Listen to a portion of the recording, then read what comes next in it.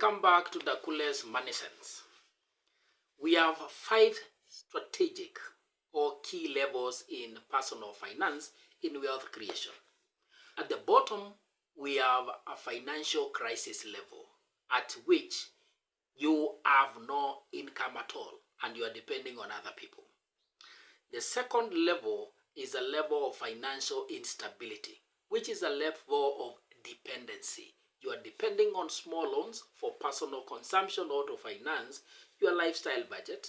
You are depending on other people to top up the balance, or you are creating a shortfall in your budgets. You operate like a government. All governments are unable to finance their budgets locally. They have to borrow. And so it's you.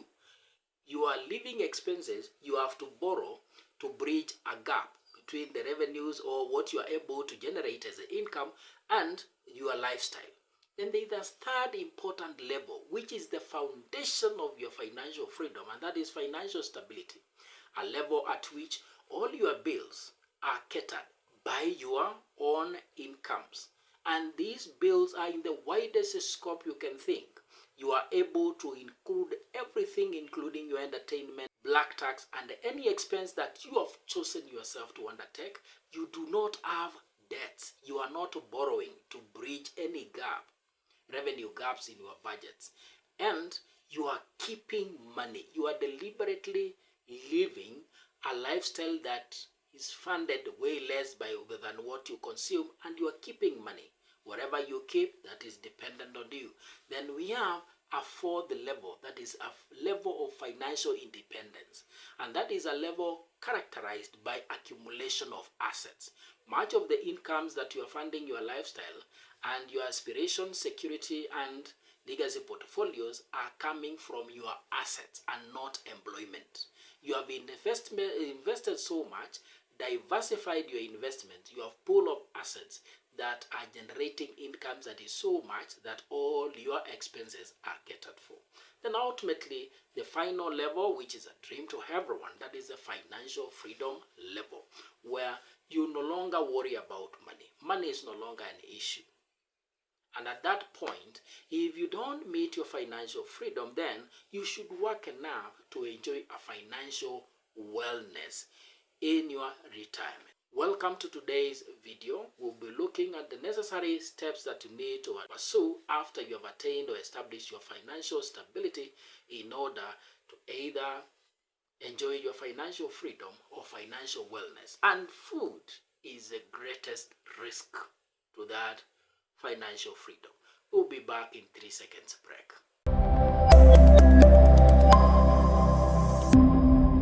Welcome back to World Sense. If you are thinking financial freedom without thinking about your financial stability, you would rather forget about it. To be financially stable, you could be at the tipping point of going back to the preceding 2 manifesting stages in wealth creation journey.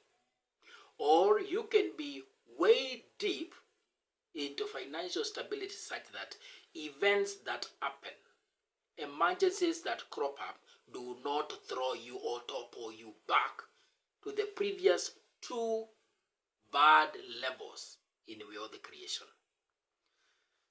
Financial stability is, in that phase of wealth creation, is characterized by 3 things. That, 1, all your bills are paid or are funded. And the widest scope of bill, we refer to everything that you have accepted as a person to commit your incomes to. It has to be what you have accepted because you have to be in control of your money. We shall always have external factors that compete for your money. That friend who knows that you have been paid and is calling asking for some amount. That relative or has become part of your financial cast because they know when you are paid, when you have the money, and they get a part of it, but they are not part of your plan. We say predictability of your income by external forces that you don't budget for. That is the worst curse you shall experience in your personal finances. Stability, number 2, will be characterized by being free of debt. And in this case, we are talking about debts that you take to support your lifestyle. Debts that you'll use to support your financing for your own consumption. These are not debts that you're using to generate money, such that the money that you generate will be enough to pay off those debts and leave you with an additional income. No, these are not business debts. A character of a financially stable person, that person is not into personal debts for consumption. Then number 3, which is very important, because that is what determines purposely, objectively, deliberately whether you are going to enjoy freedom in future, is that your stability is anchored on keeping money. Keeping money. Whether you are keeping under your mattress or whichever place you choose to keep your money, that is based on your personal investment policy. Because everything that you do under personal finance should be informed by your personal investment policy statement. Because the same is what controls your behavior towards the money. That is what also bases your reference point in case somebody else or an external person is the one who is handling your finances.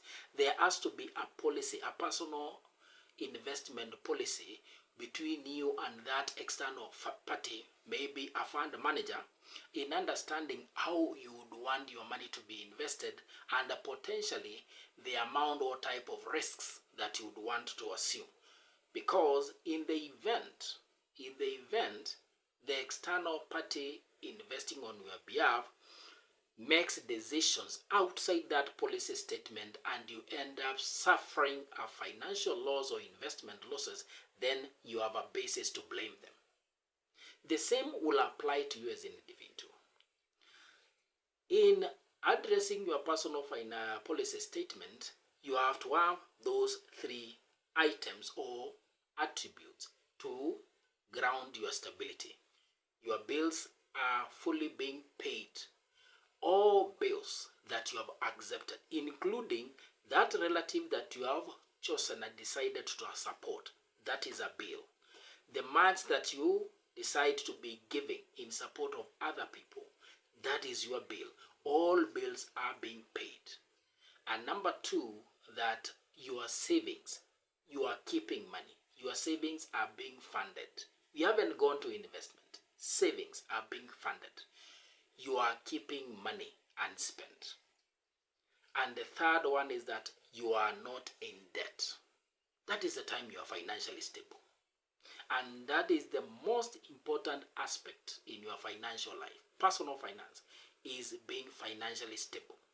To enjoy freedom will depend on other 2 things, or will depend on what you do from the point of being stable. Decisions that you make, either by omission or commission, will determine your positive progression towards financial freedom or negative progression or toppling back to either financial dependency or financial crisis. The very bottom level in personal finance is a situation or a level of financial crisis where you do not have a source of income.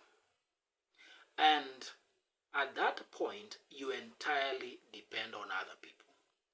If you find yourself at a point of financial crisis, it is the strength, the inner strength that you have that will determine how quick you are going to rise from that level and progress again forward to stability. Financial crisis level, that one most financial investment advisors will not talk about it, because in most cases where people or advisors dwell on something, dwell on a person, your income, advising on how that income gonna be invested. But it's very important when we look at the person under crisis. How can this person be lifted up? How can we work around, enable this person? And the most important thing to note is that every person, whether you have an income or not, you have a net worth. You have a net worth. You have a potential. You have an ability to generate money. That is based on your physical health. It can be based on your skills. It can be based on people. Your social capital can be based on knowledge. That capital, that net worth, that ability to generate money, if fired enough, it can propel that person from a crisis to dependency level. And that dependency level is the immediate level before you become financially stable. In other words, we can call it financially unstable level. And at that point, yes, you are generating incomes. These incomes are not enough to support your lifestyle. So at that level, you may find yourself in debt to supplement your income. You are depending on friends to supplement of that income. So that debt aspect at dependency level is what we sought, is what we work around to eliminate the element of debt to elevate to stability level. And once you become financially stable, that's the time we need to strictly employ another thing, one thing before, yes, to enable us to progress forward. Tools that you use at dependency level. If you're at a point where you are depending on small loans, you are depending on friends to bridge your budget gap or your lifestyle gap, the very first thing you look at is a budget. Can you squeeze in? Look at those finances. Develop a structure of your expenses, list of your expenditures that put you into a lifestyle that is within that budget. Sometimes it gets impossible. There's a level of income beyond which you cannot budget. It is there at the very bottom. At that point, the only thing that you can do is develop ways. Identify your net worth. Expand the scope. Don't just look at the salary or what you're making. Look around yourself. What other assets do you have? People are assets. How many people do you have in your social media channels? How many friends do you have around you? How can you convert these people to business, to generate email? It's not borrowing. How can you convert that traffic? Funnel the traffic in a way that it will make business, generate money.